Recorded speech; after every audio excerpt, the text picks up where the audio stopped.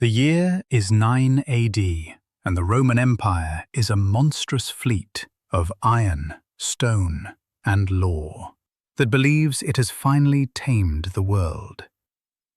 To the Romans, sitting in the sun-drenched forums of Italy, the wild lands across the Rhine River are just another Syracuse-style project, a rugged frontier waiting to be processed into a profitable province. They see the German tribes not as warriors, but as prey that has already been caught. At the head of this Roman machine in Germany is Publius Quinctilius Varus. He isn't a battle-hardened hero. He is a bureaucrat, a man who treats the sword like a Khalji-style tax collector's pen. He believes the structural integrity of Rome is so strong that the Germans wouldn't dare to even dream of a mirror match.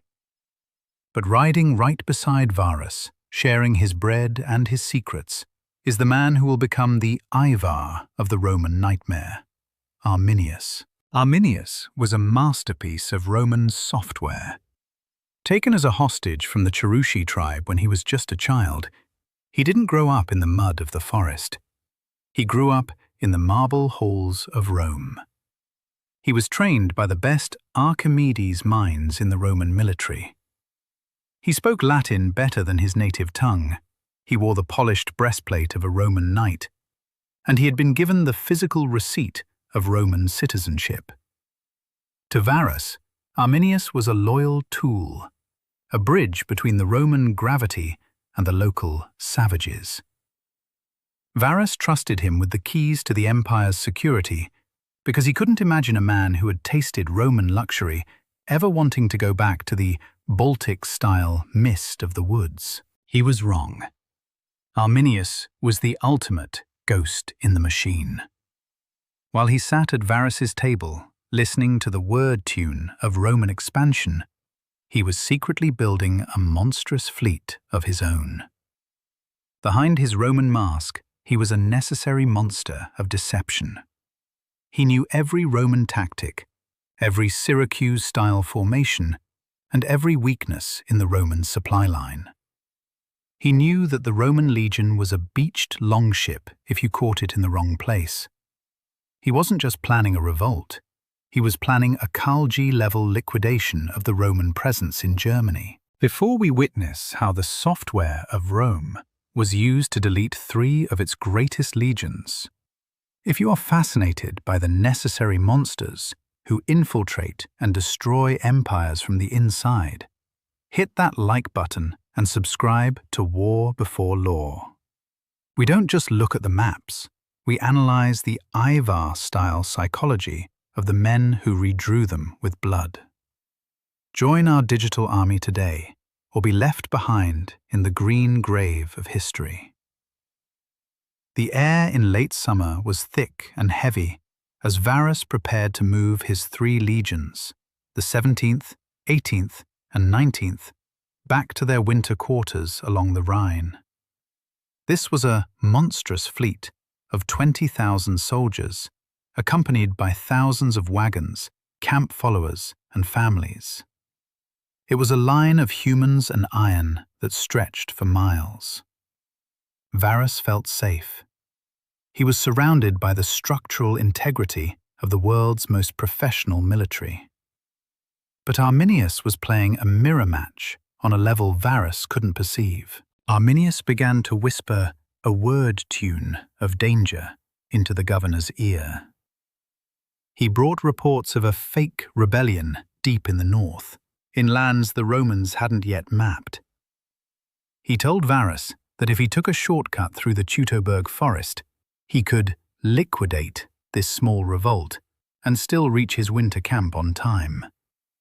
It was a Syracuse-style trap, perfectly designed to pull the Roman gravity into a place where gravity didn't work.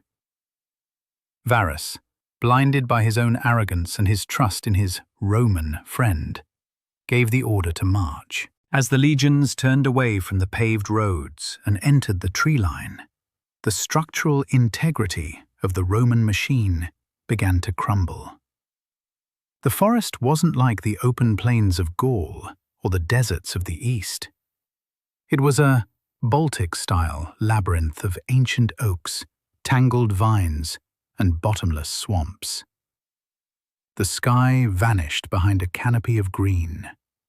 The word tune of the march changed from the rhythmic clank of armor to the sound of boots sucking in the deep, black mud. Arminius stayed with Varus until the very last moment.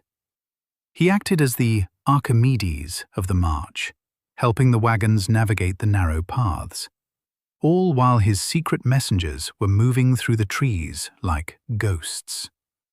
He was coordinating the mirror match of a lifetime.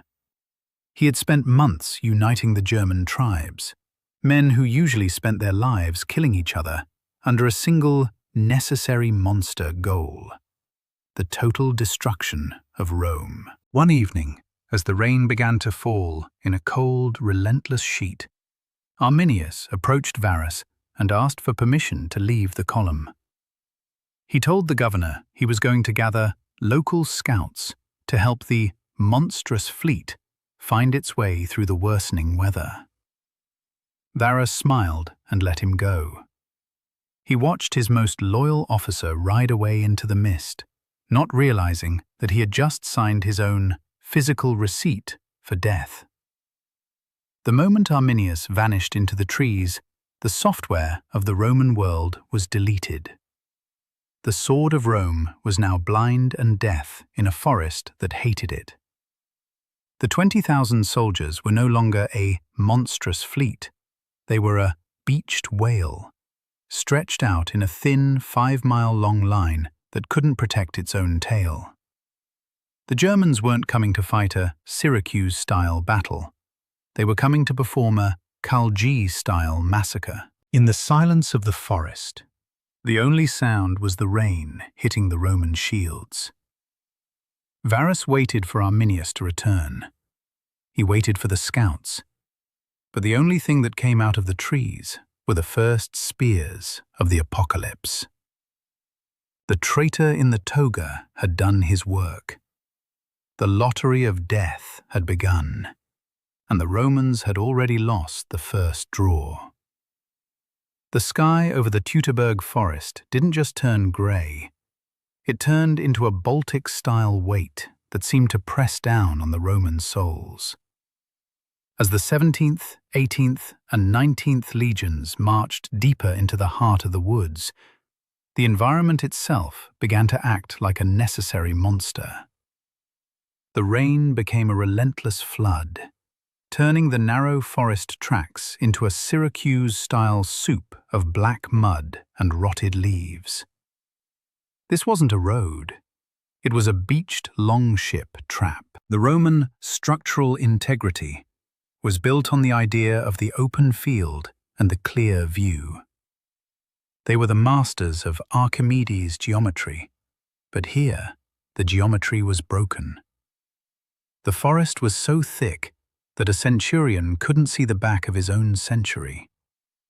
The monstrous fleet of 20,000 men was stretched out so thin that it looked like a long silver snake winding through the dark green. Because of the wagons and the thousands of terrified civilians, the line was 5 miles long. It had no gravity. If the head was attacked, the tail wouldn't even know until it was too late. The Romans were carrying 60 pounds of gear each. In the sun, they were a Calgi-style machine of iron. In this rain, they were just heavy. Their leather shields soaked up the water, becoming twice as heavy and twice as soft. Their bowstrings went limp. Their word tune was no longer the proud clank of victory, but the sound of heavy breathing and the splashing of boots in the muck. They were exhausted, cold, and starting to realize they were being watched by ghosts. If you want to understand how the software of a superpower can be completely neutralized by the terrain itself, hit that like button and subscribe to War Before Law. We analyze the physical receipts of history to see where the giants tripped. Join our ranks and learn how to survive when the structural integrity of your world disappears. Then the first sting came.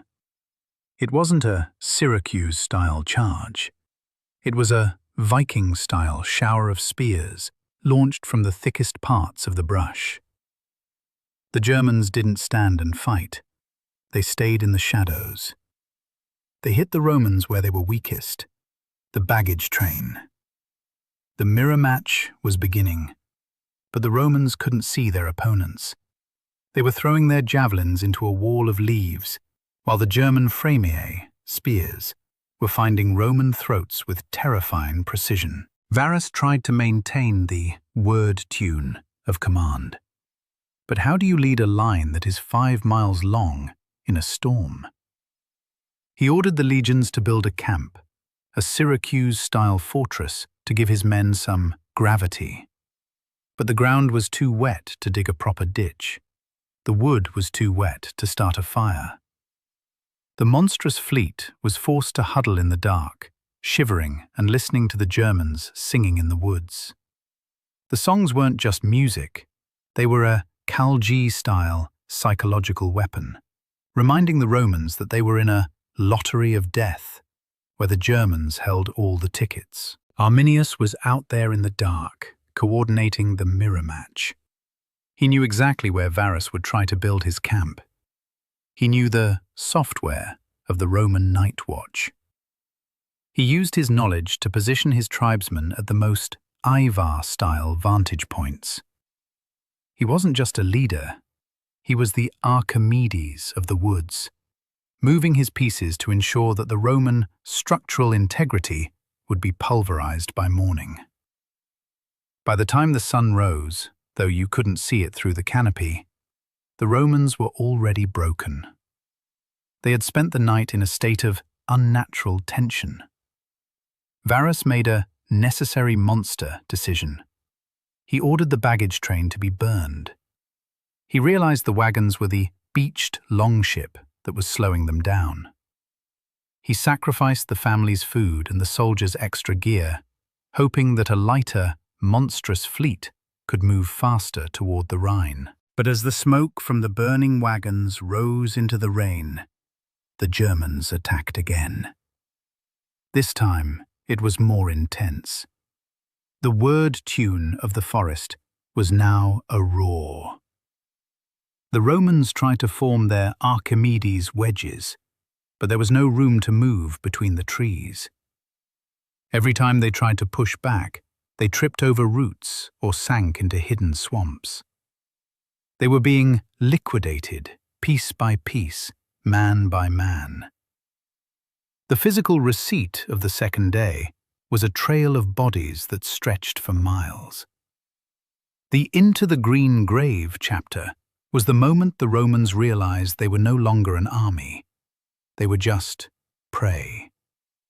They were being processed by a Calgi-style machine that they didn't understand. The forest had swallowed their software of law, and all that was left was the primal gravity of survival. And in that forest, survival belonged to the man who knew the trees. By the third day of the march, the Roman monstrous fleet was no longer an army. It was a dying animal. The rain had not stopped, and the structural integrity of the 3 legions was dissolving into a Baltic-style panic. Varus, the man who believed in the software of Roman law, was now staring into the face of a necessary monster he couldn't control. The word tune of the forest had become a constant, terrifying rhythm of Germanic war cries and the wet thud of spears hitting leather. Arminius had played his mirror match perfectly. He had led the Romans into a specific Syracuse-style kill zone near a hill called Calclisa. This wasn't just a random spot in the woods. It was a masterclass in Archimedes geography. On one side was a steep wooded hill, on the other an impassable great bog. The only way through was a narrow strip of land, barely wide enough for a few men to walk abreast. This was the beached longship trap that Arminius had been preparing for months.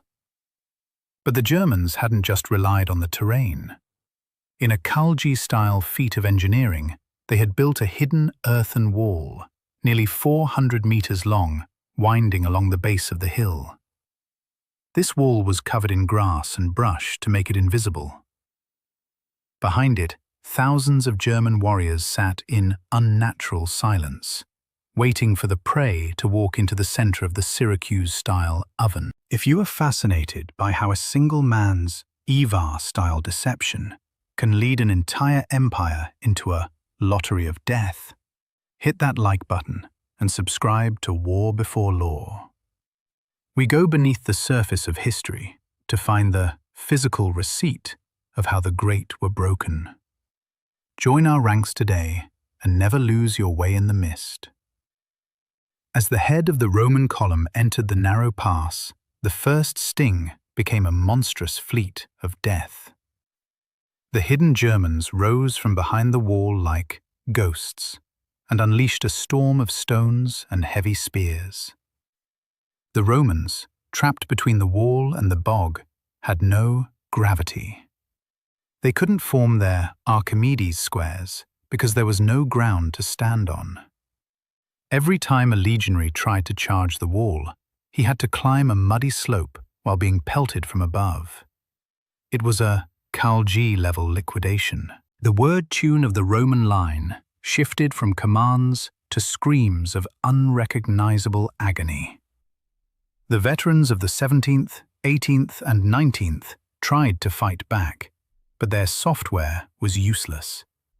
Their swords were too short for the uphill fight, and their heavy armor only served to pull them deeper into the Syracuse-style mud of the bog. The structural integrity of the unit was being snapped like a dry twig. Arminius was watching from the heights, the necessary monster of the hour. He knew that the Roman cavalry would try to break out and save themselves. He had already positioned Ivar-style blocking forces to ensure that no one, not even the horsemen, could escape the lottery of death. He wanted a total physical receipt of Roman failure. He wanted to show the world that the monstrous fleet of Augustus was not a god, but just a collection of men who could bleed and die. In the middle of the chaos, Varus realized that the mirror match was over. He had been outplayed by a man he called a friend. The word tune of his career had led him to this mud, and he knew what the Romans did to generals who lost 3 eagles. They were brought back in chains to be liquidated in a public triumph. To Varus, that was a lottery of death he refused to play. He called his officers together and, in a necessary monster act of desperation, he fell on his own sword. When the news of the commander's suicide spread through the ranks, the last bit of Roman structural integrity evaporated. The sword of Rome was broken. Without a head, the body of the legions simply collapsed. The Germans poured over the wall, no longer just throwing spears, but moving in for the Viking-style close-quarter slaughter. They didn't just kill, they liquidated with a ferocity that had been building for years under Roman taxes and Roman insults. The first sting had turned into the final blow. The narrow pass at Calclisa became a physical receipt of ash and bone. The Roman eagles, the sacred symbols of their software, were seized and held up by the Germans as trophies. To a Roman soldier, the loss of the eagle was the loss of the soul. The monstrous fleet had officially sunk. The Teutoburg Forest had become a Syracuse-style graveyard. The word tune of the empire was being silenced by the German wind. The prey had not only survived, it had turned the predator into a physical receipt of failure that would haunt Rome for centuries. The necessary monster of German resistance had been born, and the map of Europe was being redrawn in the mud of the green grave. The earthen wall at the base of the Kalkleser hill was not just a fortification. It was the Archimedes lever that Arminius used to flip the Roman world upside down. This wasn't a Viking-style lucky ambush. It was a Kal-G-level engineering project. For months, under the very nose of the Roman software, Arminius had directed the German tribes to build this hidden barrier. It stretched for hundreds of meters, a monstrous fleet of soil and turf designed to funnel the 20,000 Romans into a Syracuse-style corridor of death. As the Roman 17th, 18th, and 19th legions hit this bottleneck, their structural integrity didn't just bend, it snapped. On their left was the hill, crowned by the hidden wall. On their right was the Great Bog, a Baltic-style abyss of black water and quicksand. The Romans were trapped in a mirror match where they couldn't use their greatest strength, their formation. The Roman machine needs space to breathe, space to march, and space to liquidate the enemy. Here they were packed so tightly that they couldn't even draw their swords. They were a beached longship in a forest of spears. If you are starting to see how Ivar-style planning can turn the environment itself into a weapon of mass destruction, hit that like button and subscribe to War Before Law. We don't just tell you who died, we show you the Kal-G protocol of how they were outplayed. Join our ranks today and understand the dark geometry of the battlefield. The wall allowed the Germans to fight from a position of gravity. They looked down on the Romans, seeing not soldiers, but a physical receipt of their own years of suffering. Behind the wall, the Germans were safe from the Roman pilum, but they could rain down stones, heavy fremii, and arrows onto the prey below. The word tune of the battle was no longer a fight. It was a rhythmic, necessary monster slaughter. Every Roman attempt to storm the wall was met with a Syracuse-style counterpush that sent them tumbling back into the mud of the bog. Arminius understood the software of Roman fear. He didn't just want to kill them. He wanted to perform an Ivar-style psychological liquidation. He knew that if he could break the Roman officers, the structural integrity of the soldiers would follow. He targeted the centurions, the necessary monsters who held the lines together. As the silver-clad officers fell, the word tune of command was replaced by the unnatural silence of men who knew they were in a lottery of death with no winning ticket. The Romans tried to dig in, to create one last Syracuse-style fortress, but the ground was a beached whale of mud. They couldn't build a wall because the Germans were already on top of them. The software of the Roman camp, the ditch, the rampart, the orderly tents, was impossible here. They were forced to huddle in the open, exposed to the monstrous fleet of German warriors who grew more confident with every Roman scream. The rain, which had never stopped, turned the battlefield into a Baltic-style landscape of grey and red. One of the most terrifying aspects of the Wall of Arminius was its Kal-G-level efficiency. The Germans had even built secret sally ports, hidden doors in the wall, that allowed them to leap out, liquidate a group of Romans, and disappear back behind the earth before the sword of Rome could strike back.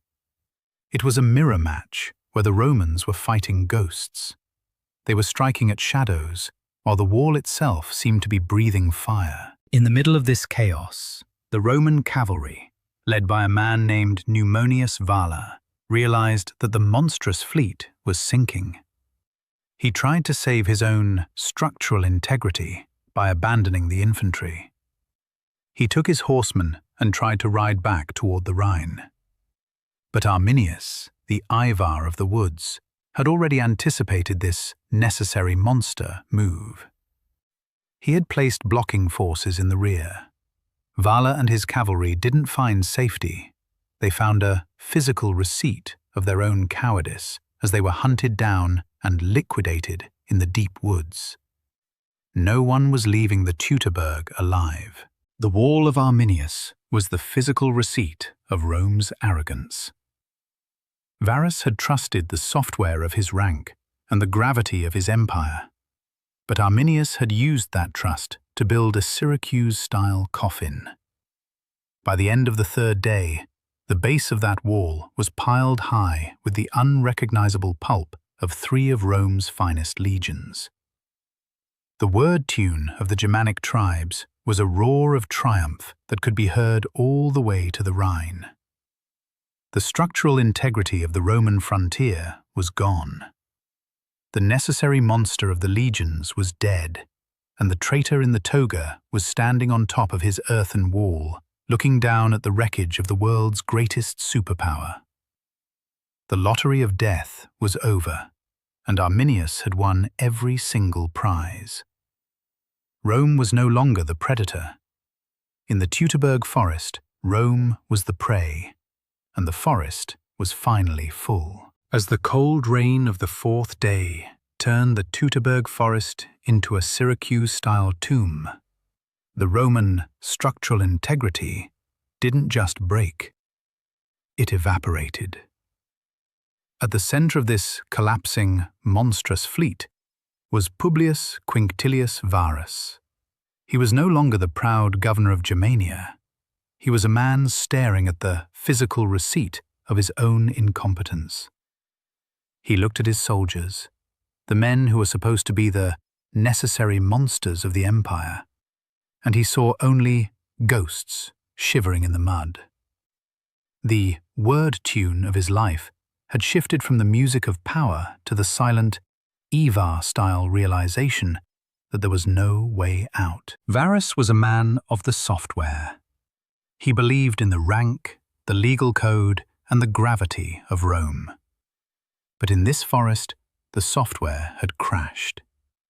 His legions were no longer a monstrous fleet.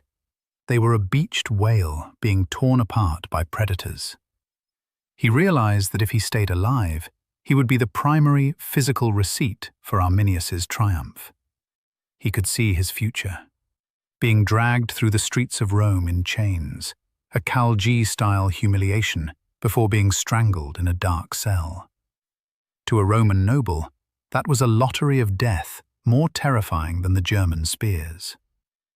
If you want to understand how the gravity of an empire can crush the very men who lead it, hit that like button and subscribe to War Before Law. We don't just tell you who won, we perform a Calgi-style autopsy on the moments where the leaders lost their souls. Join our ranks today and witness the final physical receipt of Roman pride. In a final necessary monster act, Varus called his remaining officers to his side. He didn't give a speech about Syracuse-style glory or the sword of Rome.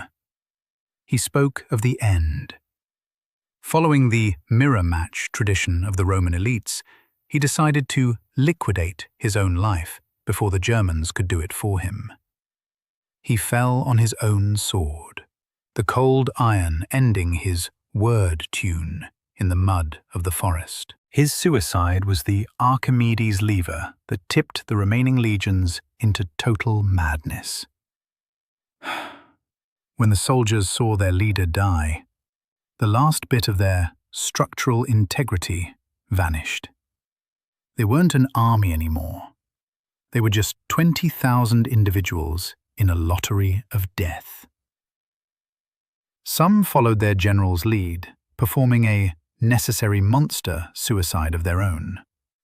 Others simply threw down their shields, the physical receipt of their status as soldiers, and waited for the prey to be finished. The Germans, led by the Ivar of the woods, Arminius, saw the collapse. They didn't show mercy, they showed Calgi-level efficiency. They swarmed the Roman camp, which was now just a beached longship of despair. The word tune of the forest became a carnival of death. The Germans didn't just kill, they performed Syracuse-style rituals on the survivors. They took the Roman lawyers and judges, the men who had brought the software of Roman taxes, and sewed their mouths shut, whispering, "Now, viper, cease your hissing." This was a physical receipt of revenge for every year of Roman occupation. Arminius was the architect of this mirror match. He watched as the Roman eagles, the software of the legion's souls, were captured. To the Romans, losing an eagle was a structural erasure of their identity. To Arminius, they were the physical receipt of his victory over the monstrous fleet. He took the head of Varus and sent it to other German kings, using it as a Syracuse-style message. Rome is not a god. Rome is just a man who bleeds. The suicide of Varus was not just the death of a man, it was the beached longship of Roman expansion into Germany. The gravity that had pushed the empire across the Rhine had been snapped. The word tune of the legions, the clank of iron and the bark of command, was replaced by the unnatural silence of the forest floor, covered in the unrecognizable pulp of three of the world's finest fighting units. For the survivors, the lottery of death continued. Some were kept as Ivar-style slaves, forced to work the very land they had tried to conquer. Others were sacrificed to the German gods, their blood becoming the physical receipt of the land's reclamation. The necessary monster of Rome had been defeated by the necessary monster of the forest. The software of the empire had been deleted by a man who knew how to use Rome's own Archimedes logic against it. As the rain finally began to slow, the Teutoburg Forest became a Baltic-style graveyard of 20,000 men. The monstrous fleet had sunk, and the man who had steered it into the rocks was dead by his own hand. The sword of Rome was broken, and the ghost in the machine, Arminius, was now the master of the Rhine. The physical receipt of the suicide of Varus was a border that would define Europe for the next 1,000 years. The fourth day didn't bring light. It brought the physical receipt of a dying empire. With Varus dead by his own hand, the Roman structural integrity didn't just crack, it dissolved into a Baltic-style nightmare of pure survival. The word tune of the legions, once a rhythmic clank of disciplined iron, was now a discordant scream of 20,000 individuals caught in a lottery of death. The forest was no longer a battlefield. It had become a Khalji-style processing plant where the prey was being systematically liquidated. The Germans, led by the Ivar of the woods, Arminius, didn't move in for a clean kill. They moved in for a ritual. They understood that to truly defeat Rome, they had to destroy the software of Roman superiority. As the German warriors swarmed over the final Roman barricades, they didn't just see soldiers. They saw the necessary monsters who had taxed their lands and insulted their gods. The aftermath was a carnival of death designed to send a Syracuse-style message back to the emperor. If you want to understand how a monstrous fleet of iron is turned into a physical receipt of bone and ash when the gravity of law fails, hit that like button and subscribe to War Before Law. We perform the Archimedes autopsy on history's most brutal collapses. Join our ranks today, or be left behind in the mist. The killing fields of Teutoburg were a masterclass in Ivar-style psychological warfare. The Germans took the Roman officers, the software of the empire, and led them to sacred groves hidden deep in the forest. These weren't quick executions. They were Khalji-level rituals of humiliation. They nailed the heads of centurions to the ancient oaks, turning the trees into a physical receipt of Roman defeat. They took the Roman lawyers, the men who had brought the suffocating gravity of Roman courts to the tribes, and they cut out their tongues. One German warrior famously held up a severed tongue and whispered, "Viper, at last you have ceased to hiss." For the common soldiers, the lottery of death was even more grim. Thousands were slaughtered where they stood, their blood mixing with the Syracuse-style mud of the bog until the water turned red.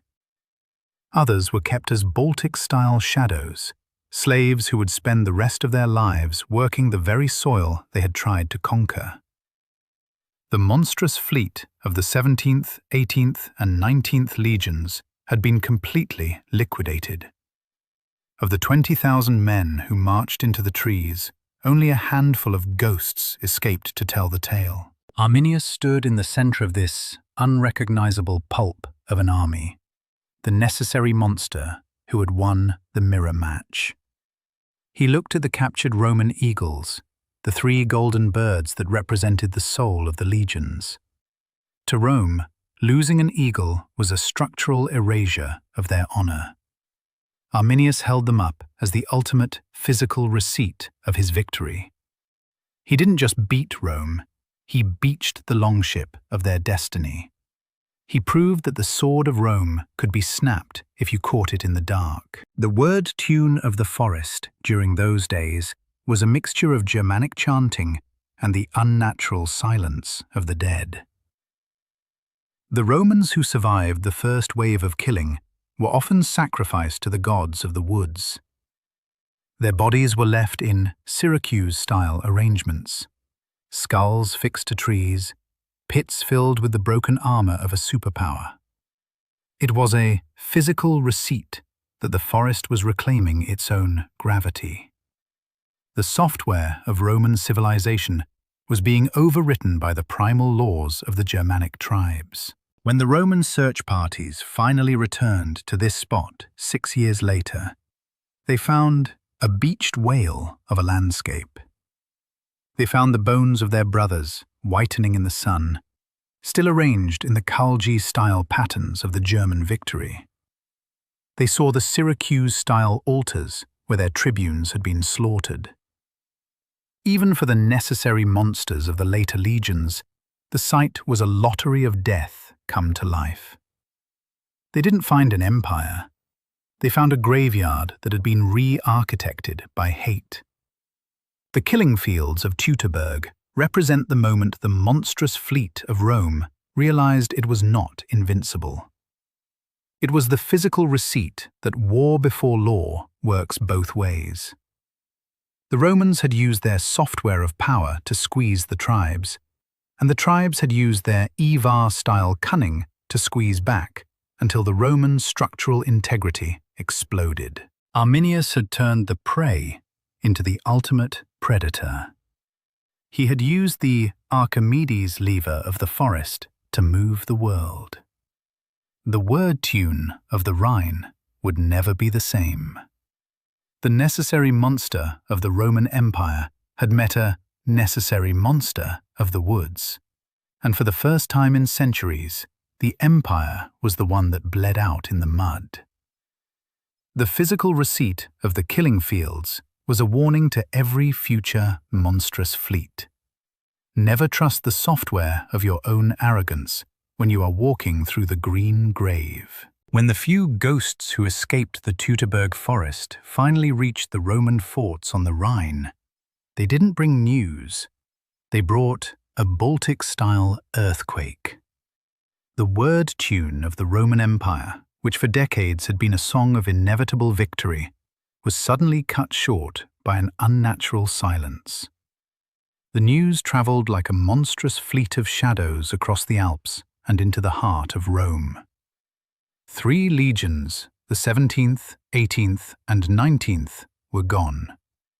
The eagles were lost.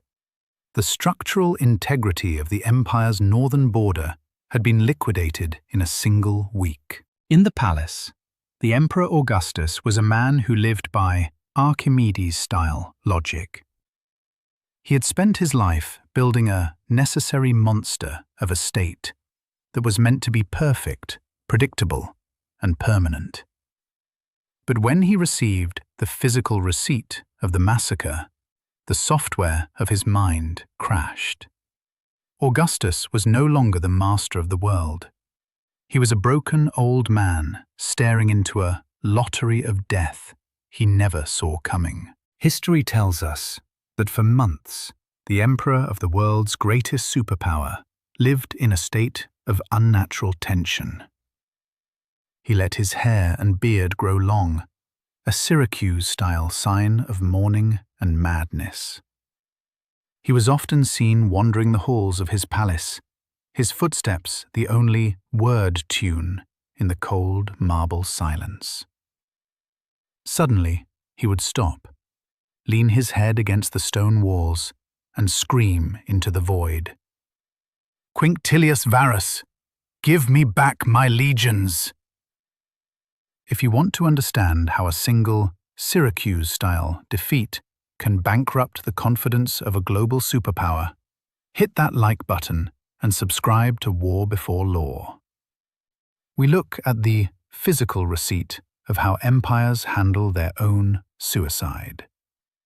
Join our ranks today and witness the moment the Roman gravity finally hit its limit. Augustus didn't just fear for his legions. He feared for Rome itself. He believed that the monstrous fleet of the Germans, led by the Ivar Arminius, would cross the Rhine and march on Italy. The structural integrity of the capital felt like a beached longship. He ordered a Khalji-style state of emergency. He dismissed his German bodyguards, the very men who had been his software for personal security, because he could no longer trust anyone who spoke that tongue. He saw ghosts of Arminius in every shadow. The physical receipt of this panic was a total shift in Roman destiny. Augustus realized that Germany was a beached whale that Rome could not swallow. The Archimedes math was too expensive. To conquer the forest, he would need more gravity than the empire could afford to spend. For the first time, the necessary monster of Rome chose to retreat. He decided that the Rhine River would be the final physical receipt of the empire's reach. He stopped the expansion. He closed the map. This was the Syracuse-style moment where the Roman Empire transitioned from a predator that was always growing to a fortress that was slowly dying. By setting the border at the Rhine, Augustus created a mirror match that would last for 400 years. He left the German tribes in their Baltic-style mists, allowing them to grow, to learn the Roman software, and eventually to become the necessary monsters that would finish what Arminius started. The loss of the 17th, 18th, and 19th legions was so deep, so Khalji level in its trauma, that Rome never used those numbers again. They were liquidated from the military records forever. The word tune of those units was silenced. To the Romans, those numbers were a lottery of death that no one wanted to play. Even 200 years later, a Roman soldier wouldn't dare to wear a badge with those cursed digits. Arminius, meanwhile, was sending the physical receipt of his victory to other kings across Europe. He sent the severed head of Varus to King Marabodius of the Marcomanni, trying to create a monstrous fleet of united tribes. He wanted to build a structural integrity for Germany that could rival Rome. But Marabodius, an Archimedes of caution, saw the head and realized that the mirror match with Rome was a fire he didn't want to touch. He sent the head back to Rome for a proper burial, a Syracuse-style gesture to stay on the emperor's good side. The Varus "Give Me Back My Legions" chapter is the autopsy of an empire's ego. It shows that even the most monstrous fleet of iron is only as strong as the software of its people's belief. When Augustus hit his head against that wall, he wasn't just crying for the men, He was crying for the structural integrity of his own dream. He realized that the necessary monster of the woods had won the mirror match, and that the sword of Rome had finally met a shield it could not break. The physical receipt of Teutoburg was a border that defined the Western world. If Varus had won, Germany might have become as Roman as France or Spain. The word tune of Europe would have been entirely different. But because Arminius was a better Ivar, and because the forest was a better necessary monster, the Roman gravity failed. The beached longship of the empire stayed on its side of the river, and the ghost in the machine stayed in the trees, waiting for the day the walls would finally come down. The monstrous fleet of the Roman Empire did eventually return to the Rhine, but it was never the same. 6 years after the catastrophe, a Roman general named Germanicus led a massive, necessary monster of an army back into the Teutoburg Forest. He wasn't there to conquer, he was there for a Calgi-style cleanup. When his soldiers reached the killing fields, they found a physical receipt of horror that silenced the entire army. Thousands of bleached white bones were still scattered across the Syracuse-style mud. Skulls were still nailed to the trees, their hollow eyes staring back at the new legions like ghosts of the past. Germanicus buried the remains, trying to restore the structural integrity of Rome's honor. He even managed to win some mirror match victories against the tribes and recovered 2 of the 3 lost eagles. But the Emperor Tiberius, who had replaced the broken Augustus, looked at the Archimedes math of the war and realized the software of victory was too expensive. He recalled Germanicus and ordered the monstrous fleet to stay behind the Rhine forever. The ghost of the Rhine had won. Arminius had successfully beached the longship of Roman expansion. If you want to understand how a single Ivar-style leader can change the gravity of the entire world, hit that like button and subscribe to War Before Law. We analyze the moments where the prey becomes the architect of a new world. Join our ranks today and witness the physical receipt of the end of the ancient world. But Arminius, the necessary monster who saved Germany, found that peace was a lottery of death he couldn't survive. Once the Roman predator was gone, the structural integrity of the German tribes began to dissolve. They didn't have a common enemy to hold them together anymore. Arminius tried to declare himself king, attempting to bring a Roman-style software of central power to a people who loved their Viking-style independence. His own family saw him as a necessary monster that had grown too big. In 21 AD, the man who defeated 3 Roman legions was assassinated by his own relatives. He was liquidated by the very people he had saved. Even in death, Arminius remained a ghost in the machine. For the Romans, his name was a word tune of terror and betrayal. For the Germans, he became a legend that stayed dormant for centuries, buried under the Syracuse-style ruins of time. But the physical receipt of his victory was permanent. Because of the Teutoburg Forest, the German language and culture were never liquidated by Latin. The monstrous fleet of the Roman world was split in half by a line of trees. When the Roman Empire finally collapsed 400 years later, it was the descendants of the tribes Arminius had united who finished the job. They used the same Ivar-style tactics and the same Calgi-level ferocity to cross the Rhine and liquidate Rome itself. The software of the empire had finally been overwritten. The ghost of the Rhine had waited for centuries, and in the end, the beached whale of Rome was consumed by the very forest it could never tame. The story of the Teutoburg Forest is the ultimate war before law autopsy. It proves that no monstrous fleet is truly unsinkable.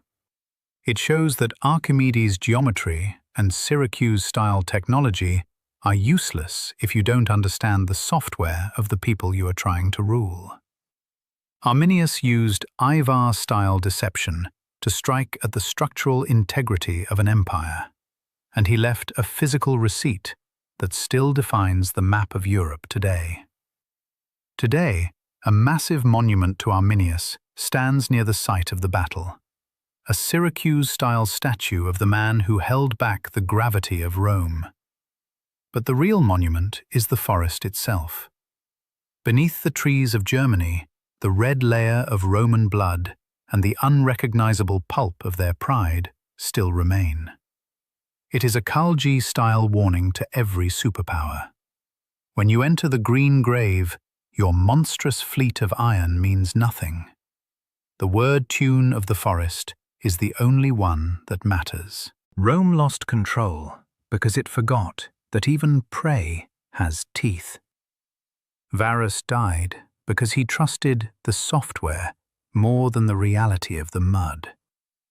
And Arminius lives on as the ghost of the Rhine, the man who proved that a necessary monster with a plan can break the world's greatest machine. The lottery of death always has a winner, and in the Teutoburg Forest, it wasn't the men in the togas.